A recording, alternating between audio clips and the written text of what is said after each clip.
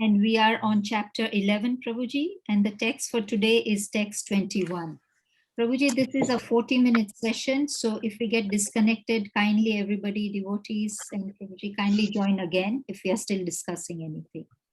Okay.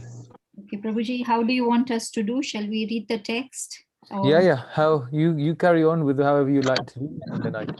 Okay, so we'll just read the text and hand over to you, Prabhuji. Sure. Okay, Shashwin, kindly read the text as I meet everybody else. Okay.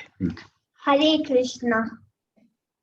Amihi tvam suras sangavishanti kechit bita pranyalayo grunanti swastiptyata uktva maharshi siddha sangha stuvanti tvam studdibhi pushkalabhi. Hare Krishna. Hare Krishna, Prabhuji. I think the tempo is different over here, so maybe you can guide us. You have to unmute, Prabhuji. Hare Krishna. Hare Krishna. Okay. So would you like me to do the word for word or do the translation? Okay, so we can help you, Prabhuji, with the word to word. Kumar Prabhuji, can you do the word to word, please?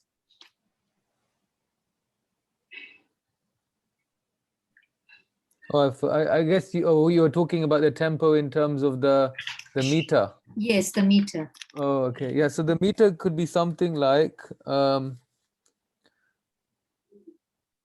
Amihi tvam surasanga vishanti kechid bita panjalayo grinati swastit-yuktva ma rishi-siddha sangha stuvanti tvam stutibi pushkalabihi. Like that, I think. Okay. Yes, Prabhuji. Thank you. Kumar Prabhuji, word to word, Tafadeli. Hare Krishna. Hare Krishna. Ami, all those. All those. He, certainly. Tvam, you.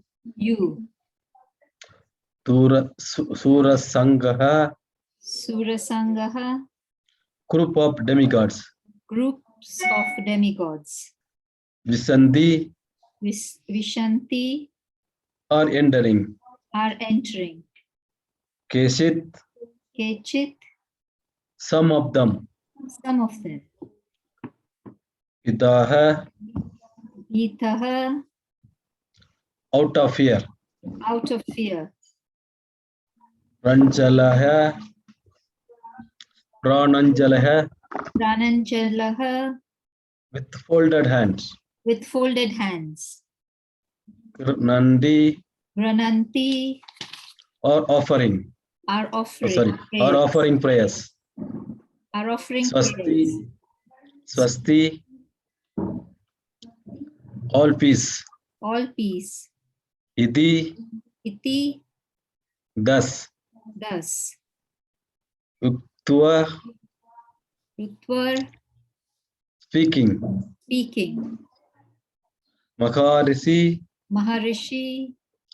Great sages. Siddha Sangha, Siddha Sangaha, perfect beings. Stuvanti, are singing.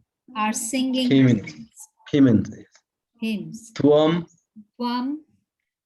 unto you. Studipihe, with prayers. Pushkalabhiha,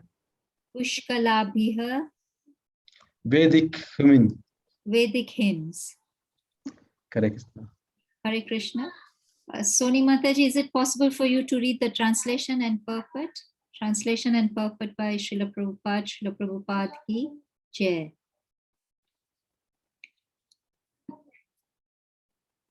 Okay, maybe I can read. All the hosts of the demigods are surrendering before you and entering into you. Some of them, very much afraid, are offering prayers with folded hands. Hosts of great sages and perfected beings crying, all peace, are praying to you by singing the Vedic hymns. Purport. The demigods in all the planetary systems feared the terrific manifestation of the universal form and its glaring effulgence, and so prayed for protection. Hare Krishna. Hare Krishna, Prabhuji. Hare Krishna. I'm Thank you very handing over much. to you now. Thank you so much. Vanchakalpatarubhishcha kripasindhubhyevacha patitanam pavanebhyo vaishnavebhyo namo namaha. Thank you very much for inviting me. It's very nice to be with all of you. It's been 2 weeks, Yes. so it's nice to connect with everyone again, discussing the Bhagavad Gita with the devotees from East Africa, Kenya, Eldoret, most of you.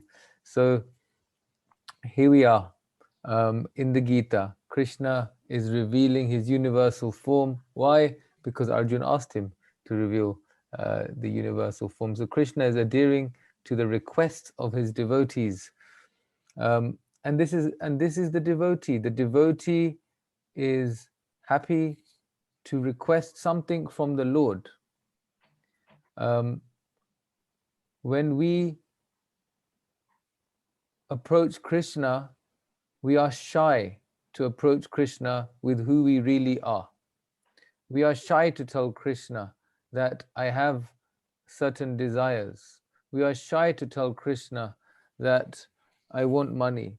We are shy to tell Krishna I am being bewildered by the material energy. I am greedy. I am lusty. I am envious. We are shy to bring our true selves to Krishna. But unless we take ourselves to Krishna from where we actually are, we're never going to experience what it means to become a devotee. Because spiritual life is a gradual advancement of connection and devotion, which means that it's not an overnight process, which means that it's not an all or nothing process. Many of us come to spiritual life thinking it's all or nothing. I'm either going to give up my life and fully become 108% dedicated, 108% giving my life to ISKCON, or I'm going to do pretty much nothing, or just a little bit. But Krishna consciousness is an evolution of devotion. It's an evolution of connection with Krishna, which means that we need to become a devotee before we become a pure devotee. We need to become a devotee first, and then we can become a pure devotee. We can't just jump into pure devotee. We need to become a devotee first. And the demigods are showing that, look, I'm scared here.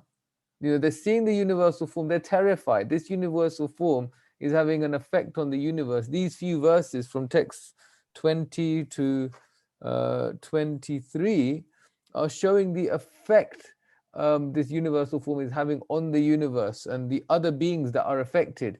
And here Krishna's, here it's being described that the demigods are entering into you. This is what is being said, that the demigods are entering into you. Arjuna is saying this. He's also saying that sages are crying, all peace, all peace. So the demigods are saying, Pahi, Pahi, please protect us. Please protect us. We need Krishna to protect us. We can't live without the protection of the Lord. We protect, the thing is, the way we protect ourselves is we forget about the danger we're in. Padam, padam, yad vipadam. We forget that every step there's danger. Or we get so used to danger that we think danger is normal. It is normal if being in the material world feels normal to you. But honestly speaking, the spirit soul is not meant for all this. The spirit soul in its purest form is meant for love and devotion. The spirit soul in its purest form is meant for ananda, bliss. The spirit soul is meant for some real relationship, a real sambandha, a real connection with Krishna and his devotees. This is the reality of the spirit soul. Our problem is that we're stuck in the reality of the body. We're stuck in the reality of the attachments of the body, the relations of the body. Vidya kule ki karibe tar. Narottam Das prays, what will this useless family tradition and education do to help me? Very strong statement by Narottam Das, very strong. You can imagine some people reading this will be thinking, whoa, this is heavy. Vidya kule ki koriba, this useless family tradition. Family tradition is what we actually generally we're brought up with and therefore we're very attached to. How can you go against the family tradition? But nitai na bolilo mukhe maji lo shamshara shuke. Narottam Das prays that if one has not uttered the holy name of Lord Nityananda, he is submerged into so-called material happiness. And if we are submerged into so-called material happiness, we will not recognize the danger we are in. We're in great danger. This material world is dangerous. And the biggest danger is that we're going to not take advantage of our human form of life and stay in danger. And to be honest, it sounds a bit ridiculous. Like if you were drowning, the first thing you're going to think of is, how do I stop drowning? When you're drowning, you're not drowning, suffocating and thinking, oh, look at that. That's a nice seashell down there. Oh, that's nice. Oh, look, there's a nice fish, fishy. But you're suffocating, you're drowning, you can't breathe. You're about to leave, you're going to die. And you're thinking, nice fish, nice seashell, nice rocks. Ooh. And this is our situation. We're in the material world. We're in so much danger. But what we're doing is we're becoming allured by these temptations that, oh, I can be happy here because I get some tintillating sense of flickering happiness, like the nice seashell that one is seeing when they're drowning. But when one is drowning, one needs to get out of the water and breathe. And we are suffocating in this body, and we need to become free from a material body and breathe the life of spirituality. And we can only do this by taking shelter of the Lord, by taking shelter of Krishna. Krishna is keen, more keen, so much more keen to have us compared to how much we want him. He really wants us. He really wants us. He wants us so bad. He wants us so badly. If he didn't want us so badly, he wouldn't forgive us for everything we keep doing. How many times do we think Krishna later? He just forgives it. Not today, tomorrow. Not this week, next week. Not this year, next year. Not this decade, next decade. Krishna, just wait till I get my kids married. Now Krishna, wait till my kids' kids grow up. Now Krishna, wait until this happens. Now, and Krishna just waits. And whenever you're ready, he's ready. Whenever you're ready, he's ready. How much love is that? Whenever you're ready, he's ready. If someone treated us the way we treat Krishna, we would tell them, go away, get lost. No time for someone like you. You're just taking advantage of my kind nature. Just because I'm always here for you, get lost. You wouldn't be interested. But we are doing that to Krishna. Krishna tomorrow, Krishna next week, next month, next year, Krishna not this life, next life, and life after life after life. He's still there. How can someone love someone so much? Someone can love us this much because he's not material body. He hasn't got a material consciousness. Krishna is full of love. Krishna is full of love. And He is ready to give us his protection regardless of who we are and what our desires are. If we want protection, go to Krishna. If you want money, go to Krishna. You want a child, go to Krishna. You want a spouse, go to Krishna. You're miserable, go to Krishna. You want some knowledge, go to Krishna. You're inquisitive, go to Krishna. Go to Krishna for anything, because we need to become a devotee before we become a pure devotee. Krishna says in the Gita that these artho jigyasu arthati jnanacha bhartarsha, but that these people who are miserable, distressed, inquisitive, or in knowledge, all of them, they are udara. They are udara. Udara means magnanimous. Krishna is calling the person who is seeking wealth, but who turns to him, as magnanimous. This is proven in the 4th canto when Dhruva Maharaj is insulted by his stepmother, ignored by his father. So Suruchi and Suniti, Suruchi, get them right, Suruchi is the stepmom. Yeah, Suruchi is the stepmom, Suniti is the mum. So Suniti, his mother, was not the favorite queen of his father, who was King Uttanapad.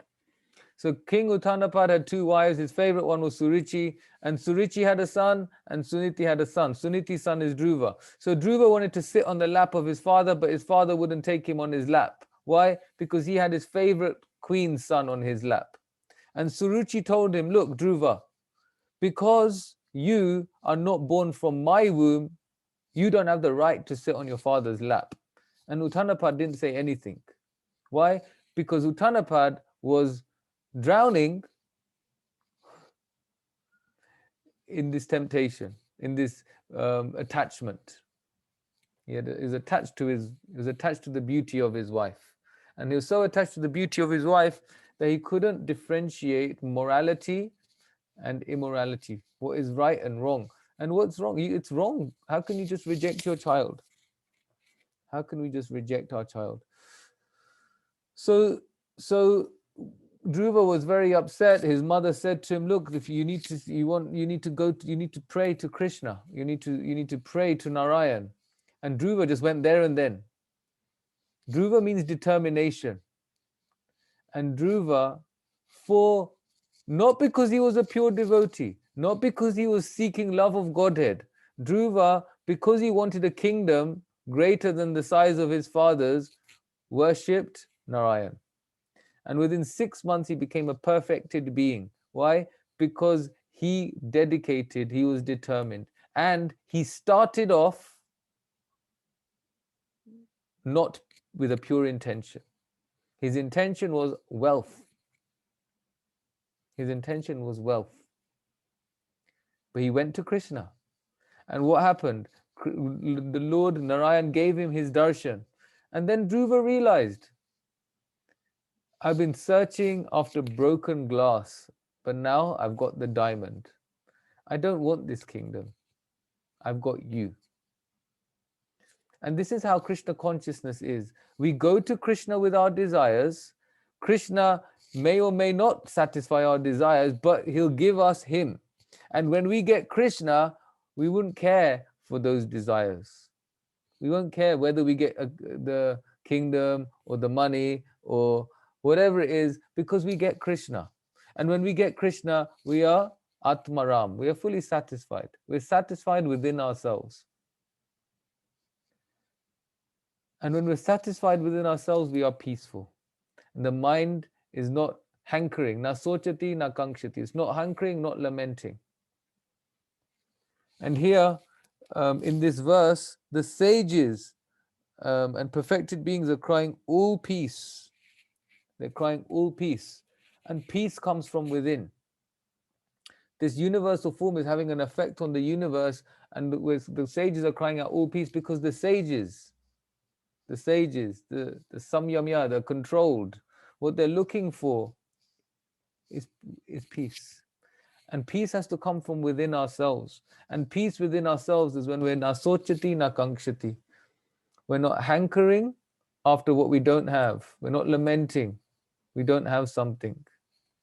How could this happen to me? no hankering, no lamenting. Satisfied within our hearts. And with this mood of satisfaction, with this mood of inner peace, our relationship with Krishna becomes more and more selfless. So we might start by wanting something. We might approach Krishna wanting something. But when Krishna reveals himself more and more and more, and we're tasting the rasa of the relationship with Krishna, then we can see that actually everything is coming from Krishna. And Krishna may be satisfying or not satisfying my desire, but I am satisfied. And that's the thing. I am satisfied. And then we can pray to Krishna for protection. We can pray to Krishna for whatever we want. And one day we'll be praying to Krishna just to be with Krishna. And one day we'll pray to Krishna just to be used as an instrument in Krishna's service, genuinely. We may also be praying like this now, but genuinely, like we actually don't care. Like right now, we might say to Krishna, I don't care. I do what you want to me, and I want to be yours. And a part of us means it, but a part of us doesn't mean it. Because a part of us doesn't want to go to hospital tomorrow. And that might be, that might be what we're saying to Krishna. But there'll be a time when we advance so much that we're so in love with Krishna that we don't care whatever happens to the body. That all we would want is to be under the shelter of Krishna. And so Narottam Das is praying in this prayer to Lord Nityananda over and over again. Keep me close to your lotus feet. Give me the shelter. Nitai pada sada koro asha. Give me your lotus feet. Just give me your lotus feet. Rako ranga charane rapasha. Just keep me close to your lotus feet. Narottama Boroduki Nitai More Korosuki. Narottama is very unhappy, but only Lord Nityananda can make me happy. So happiness, real happiness, is not available in material nature. Real happiness is only available in spiritual nature. It's available in the material world if you tap into your spirituality in the material world. If we don't tap into our spirituality, then what we get is flickering happiness, sukha dukkha. But this sukha and this dukkha, they're switching on and off all the time. And you just don't know. You don't know what's around the corner. Padam yad vipadam. This material world is danger. Every step there is danger. Every step. We just don't know. So in order to fully grasp the lotus feet of the Lord, we can be like the demigods here and pray to the demigods, please protect me. And that protection can be from our material situation, it can be from our desires, it can be what your thoughts are for the future. But the praying to the Lord must be consistent, must be constant. It must be a way of life that Krishna is our go-to person. We genuinely might think that if I have £1 million, my problems, sorry, £1 million is 100 million shillings. If I have £1 million or 100 million shillings, I'll be okay. Then I can do everything. We might genuinely think that. But the thing is, it's not enough. There's never going to be enough money. There's never going to be enough children, grandchildren, family connections. There's never going to be enough education, degrees. There's never going to be enough promotions. There's never going to be enough friends unless we see everything and everyone in relation to our relationship with Krishna. That's when things will become enough. Otherwise, we just keep trying and trying to churn something out of this material world that really doesn't deserve our effort. Doesn't deserve our effort. Yes, effort, endeavor must be there, but we can't over endeavor. Effort must be there. in anything. But at the same time, there must be a level of acceptance. You see, that two people can go on a training course. So let's say you went on a training course to become an IT, I'm just going to make something up, a graphic designer. Two people can go on a graphic designing course, the same course. One person, after doing that course, will get a job and become a CEO within a few years. Another person will just not get anywhere. And the thing is, we're all bound by our fate. So we put in the effort and then we accept our fate. And ultimately we have our desires, and nothing happens, and nothing happens in our life unless we desire it and we deserve it. And Krishna is orchestrating the whole thing. He's managing the whole situation, our desires and what we deserve. So sometimes we might go on this IT graphic designing course and become a CEO of a graphic designing company. We might go on this IT web designing course and start our own business and become a leading graphic company in the whole world. Or we may just do absolutely nothing with it. Nothing happens. You try a few things, but nothing happens. Why? Because sometimes our karma and the will of Krishna doesn't allow. It doesn't allow. So therefore, we shouldn't over-endeavor. We shouldn't over-endeavor. People talk about positive thinking. Keep positive, keep trying. Yeah, this is true. There should be some, there is some validity in positive thinking. I'm all for positive thinking, but it shouldn't be without being realistic. It shouldn't be without thinking. Think before you positively think, because positive thinking generally means, yes, I can do it. Be strong. Yes, be strong. Yes, we can do it. But there's no real thinking that actually, is this going to work? Is there some hope in what I'm talking about here? And that's the mode of goodness. The mode of goodness means you contemplate before you act. And positive thinking without real contemplation with intelligence is actually the mode of ignorance. It's a fine line. It's a fine line. Positive thinking with good assessment of your options and realistic goals and targets is mode of goodness. Positive thinking just for the sake of positive thinking is mode of ignorance. Why? Because you've not thought about it and you're not acting. You're just saying, be positive. It doesn't work. If someone's dying and you say, be positive, it doesn't work. People do this. I remember my aunt, she was passing away a few years ago. Till this day, I regret it. This is 2013, 8 years ago. I regret this still to this day.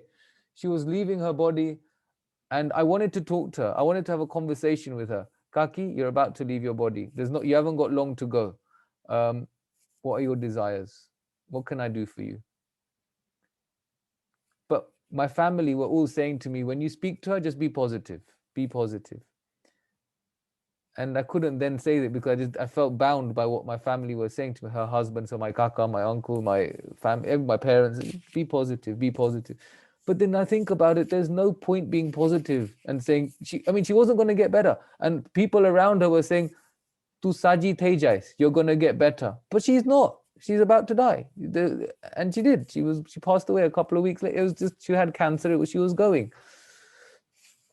So this positive thinking for the sake of positive thinking is the mode of ignorance. But positive thinking, once you've assessed your options. So if she had assessed her options and there was hope that if she went to America and tried this new treatment, and then there's hope, then yes, do positively think.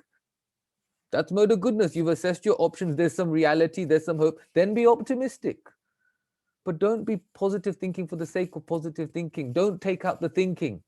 People call it positive thinking. Actually, it's just positive, full stop.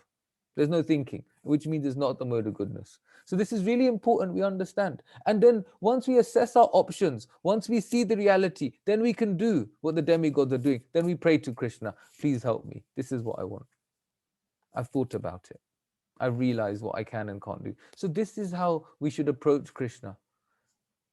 Think, contemplate, understand where we are, understand my connection with Krishna, and then understand what I can do in the relationship with the Lord.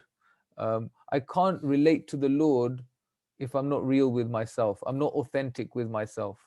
I'm not true to who I really am.